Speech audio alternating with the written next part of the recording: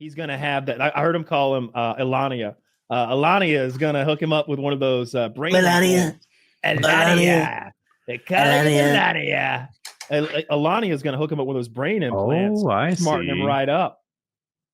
Or program him.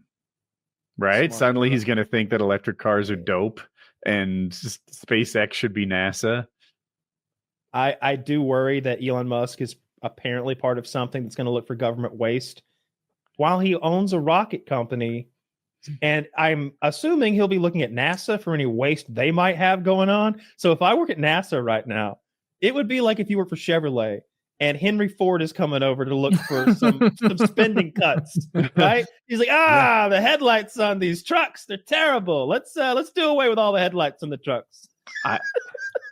I read that was happening, but I don't remember it being a reliable source, so I'm not gonna. I mean, he's looking for waste in government. Dude, NASA better step it up. Government agency. Yeah, NASA's making all these big promises. Where are we? Where are we at? Where's the promises? Like we promised not to get there before 25. Where's the telemetry data? No sooner than 2025. They just sent a mission. They just sent a mission to one of those moons that we were jerking off about last month. I'm mixed on that. I'm glad you said that because, like, Neil deGrasse Tyson is like, SpaceX isn't doing anything that NASA hasn't done 30 years ago. What do they do? Low orbit satellites? What do they do? Like this? Now, I know the reusable stuff is something new, but I'm like, yeah, when you think about the really momentous like science achievements, that's all NASA. Elon Musk hasn't sent probes to Mars.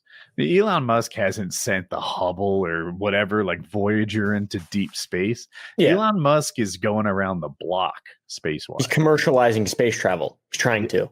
Right. Mm-hmm. Which is cool. And I sound like I'm dismissing it. I'm just saying that NASA's kind of in a different lane. So what he does is like, someone did the math the other day, and it's like 60 times cheaper to launch one of his rockets than a NASA rocket. You can launch like 60 rockets for one of his. So the idea, right, is you send your spaceship that goes to wherever up there, and piecemeal, you bring it enough fuel to fill it up. Because up until now, most people probably know this, but just in case you don't, spaceships don't have like a big tank of fuel that we're flying around in outer space with. They do these big burns all at once. And then the rest of it is coasting and using gravity and little minor corrections. But what he wants to do is send all the fuel it takes a ton of fuel to get stuff up there. He wants to, in multiple trips, bring a giant gas tank of fuel up there so you can strap it on that rocket and accelerate toward Mars for a while, actually burn toward it and get there a little bit faster. Him making it cheaper is going to make the NASA stuff work. I think the two things need to, I don't need him to figure out if wheatgrass can grow in low Earth orbit. That's NASA's job, but I need him to make a trip somewhere affordable. Like, I don't want to break the bank sending 4 people to Mars and they die and we never do it again. I want it to be like, shucks, let's send them. Who else? I think NASA does the sort of thing I talk about in the last couple of weeks, which is like they're rewarded for what they get done and not for being cost effective. And if you go too far in that direction, then you don't get as much done. Like at some point, money matters. And if you pay $8,000 a bolt, well, you don't do anything before 2025. Yeah, I don't know if they have those kind of wasteful things like the military industrial complex does, but they do cool stuff. I think they do a poor job of talking about it because they went a while back and we landed a spacecraft on a moving asteroid. Like the asteroid's moving like 17,000 miles per hour. The thing we sent's moving 15,000 miles per hour. We hit a bullet with a bullet, landed, grabbed a sample, took back off again, came back to Earth, and then dropped that sample off so that it landed right where we wanted it to and went and picked it up. And then we're testing that sample now to see what kind of like itty bitty rock things were on that tiny asteroid we landed on. That's just cool. And then the mission they sent to, I think it's one of Jupiter's moons that left last week. I think it takes like 5 or 7 years to get there, though. That's how fucking far away it is. Elon would have done it in one. Yeah, he'd done it in one. And for 1,000 times cheaper. He says with no source. Yeah, if they were, let him find out. Seems like they should work together. We should keep NASA around, but maybe wag a finger at the $8,000 bolts, and then let SpaceX keep doing their thing where they seem to play into NASA's. I mean, you just let eventual ability SpaceX to handle do the more. vehicles, and NASA should handle the science, right? My That big thing seems to for be this, interesting. I like how Elon Musk emotes. That's what I Okay. like about this. He's a very, very exactly. Very rarely have we had anyone involved in space or any scientific frontier that has ever emoted in the same way that Elon Musk has. And I think we should all rally around that. We're talking about the outbursts. jumping X. I think I The- don't know. We should. That guy loves space. He's That's addicted huge. to it. I need a guy who's way better at jumping for this. He's got a 7-inch vertical leap. I like those. I like You're those. being generous. I like those memes where it's like Trump just fucking exasperated by how annoying Elon Musk is, where he's like, I really didn't expect this guy to still be here. Just They used to annoyed. make those about Biden and Obama. Like Biden was Obama's Mhm. dumb sidekick. He would always Yeah. he would Well, always that's say true. something completely stupid, and then Obama would be like, "What are you talking about, Joe? What the hell are you talking about, Joe?" So it kind of makes sense. What my theory on Elon is, he was so beloved before the Twitter buyout, and maybe a little bit before that with some trans issue stuff. And then he felt the bitter taste of internet hatred, complete and total internet hatred. And then he went to a Trump rally and he did his little jump, and everybody cheered, and everybody loves him now. And He's like a Sims character. he's addicted to that MAGA love. And I think that he's in every time I see it mentioned, they're like, Elon Musk still hasn't left Mar-a-Lago. Yeah, I can't tell much from my chair here in the office, but it almost seems like Elon Musk has become the actual VP. Yeah. Tell me JD Vance is front and center on your TV, not mine. All right. So my theory on that is two-part. One, I think you're probably just right. I think that Elon Musk is more. I think Trump likes him more. I think he respects his opinion more, and I think he's more powerful and influential in every conceivable way. Whereas, what can JD Vance give Donald Trump that he can't do already? And he's like, "You're the vice president. Ha! That would matter if I weren't the president. Maybe someone else wants to talk to you, but not really me." So I could see like that being there a little bit, but also like when he went out to the UFC the other night, I don't think Secret Service will let those two men go be in the same room together at a UFC event. I feel like that's one of those things where they're like, "No, y'all can't hang out. What are you talking about? Boys, eggs and baskets. Do I have to break it down?" Like, I think they're just. I guess Mike Johnson would be the president if someone took both of them. Who wants that? I guess Have Mike Johnson there. Yeah, that's how you know nobody cares about Mike Johnson. He brought him on the trip. He's like, Head out, Trump's fellas. like, who's fourth? In line? Thank you for coming, Caleb. Yes, Yes. sir. Yeah, if you guys, I didn't realize the keyboard was picking up. So if you guys don't mind cutting that out, I know people complain about my mic being too fucking loud anyways. So if there's any try to fix feedback, if there's any feedback, whatever, next time I can. Don't worry. Zach will lower stuff. meticulously remove any on, audio Zach. imperfections whatsoever. on, Zach. The audience has remaining- no idea what you're talking about right now. Okay, yeah. No. Well, just so they know, I said it. I didn't say any slurs. I wanted a better experience for the audience. Zach edited him saying slurs. No. All right, fellas, I really appreciate it. Yeah, All right. right, later, Caleb. I'll talk Take to you care, guys man. later. Yep. So you guys have a good night. Yeah. I'm trying not to chase every little. I just read he put the Secretary of the Navy in place. Dude donated like $1 million and has no military experience, and now he's the Secretary of the Navy. And it Does he I own a didn't boat? know we had a Secretary of the let me Navy. see if I have it. Of course, we have a right. Secretary of the Navy. I thought it was Secretary of Defense that handled all of that. Well, he's works for the Secretary of Defense, I'm sure. I'm right. Secretary. It They was shouldn't call him Secretary of that. the Navy. That doesn't sound serious. Do you like Czar better? Trump I like picks John Phelan, a businessman with no military experience, to be Secretary of the Navy. He is greatly honored to be the first person in 15 years to lead the Navy without having served in the military. Yeah, and he donated a ton to Trump, which surely is how he got the job. It's kind of the exact sort of swamp that Trump should be draining. That guy looks like he knows boats to me. I took one look at him and I could tell. Like what are you going to put him in the Navy? You're going to waste his time? He knows everything. Jesus. Yeah, he has nothing to learn about boats, I'm sure. Yeah, I worry about this kind of nonsense. That as man's well. ship shape. Look at him. No, that guy's fat. Yeah, he's pretty fat and bald, huh? He's pretty fat and bald and old. He's pretty fat and bald and old.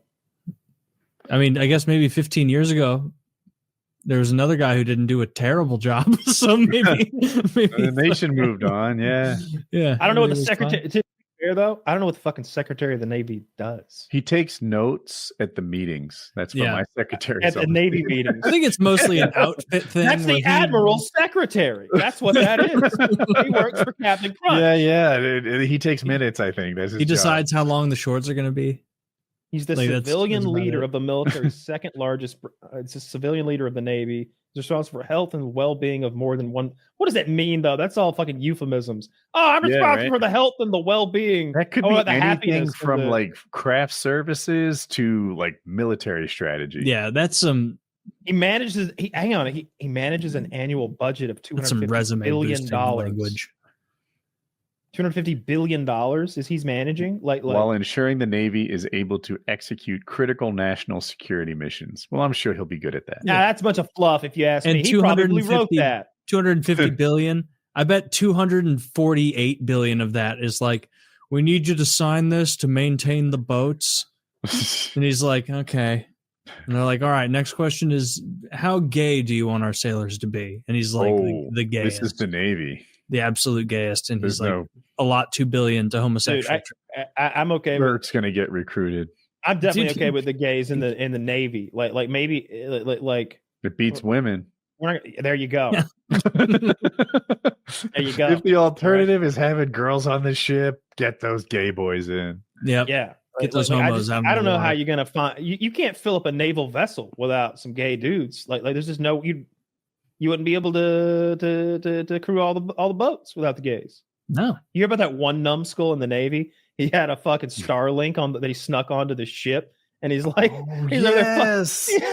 He brought Starlink on the ship. He and he's giving away our global position to the Russians, right? Like on our top secret nuclear vessel. But like a bunch of people got the Wi-Fi. They're like so happy because they could like surf porn or whatever anytime they want. Whatever. Yeah. They're on Starlink. I mean, but for real, you're a sailor on that boat, and some guy is like, guess what? We're gaming, boys. Yes. I'm not turning him in. I'm like, dude, Sailor Ted rules. Like, I'm not saying shit. I want to game. New Call of Duty. But there was some brass like using the Wi-Fi, like just short of the captain of that ship was like knew about it and on the inside. See, that's Did he get in Joe trouble? Biden's Navy right there. That's why this guy right here, he's going to clean all that up. This new secretary we're putting in there. Businessman doing business, donating for jobs. Yeah. Shutting down the free internet. Going back into the offices too. No more of that remote work. Elon hates that remote work. Have you seen all that stuff? Right. Taylor, do you think Elon's right about that? The remote work thing? Yeah. Is remote work as productive as it? I think it's not, and I wish it was. I always thought that there were 100 little micro communications at the office where people like synergized if they're on the same project that get lost when you work remotely. And there was a lot of value in that. Having said that, I enjoyed working remotely, so I never told anyone what I actually thought. Where do you land? 100% same page. Like I liked working from home, and I do like working from home, but like it's not as effective as just being in the office and doing it. There is a mindset you get in, like you're more like focused on the grindstone when you're there. Whereas like if you're home, it's very easy to be like, all right, I'm going to block off this section of my morning, and then maybe I'll do a little mini workout here. Like you're just not as serious. Something about my whole work environment was so set up for productivity that sometimes I would do my schoolwork. I got my master's at night while working at Cisco at the office. Just like, here's where I want to do my homework. Here's where I want to do my coding projects. Something about this keyboard, this chair, this lack of distractions. This is where I get my best work done, and I have to get shit done. Yeah. So yeah, the office is good, except for the part about my happiness. It's just the trade-off, because it's like working from home, you're probably getting 90% of the same stuff done, 80, 90%. Going to the office, you're getting 100% of it, but you're also losing way more than what I think is a fair trade-off of lifetime for that 20% efficiency, where it's like, now you have to, get ready, go into the office, sit there all day. You have the commute home. Like, even if you are a bit less efficient, it's still a net benefit from a time perspective. Yeah, and apparently the office is pretty expensive for the business to maintain. Like if they could have a smaller office building because people work from home, the benefits there, I'm told, are bigger than you'd guess. It's hard to put a value on productivity. That's difficult to measure. I don't know. I just liked working from home. Oh, it's great. And it was cheaper, like I always ate out. That was a mental health expense for me. So I didn't eat in the office. I went out to a restaurant, but you do that every day and that adds up. Yeah. Yeah. Even like Chipotle, if you're eating a $18, or I guess years ago, Chipotle wouldn't have been, but like now at Chipotle, like a good meal, I'm double meating it up. So it's going to be $18.50, $19. That adds up. It's $100 a week. That does add up. Food. I didn't know it was. Yeah. I don't think I'd go there if it was $18 a meal. There must be some competitive place at 12.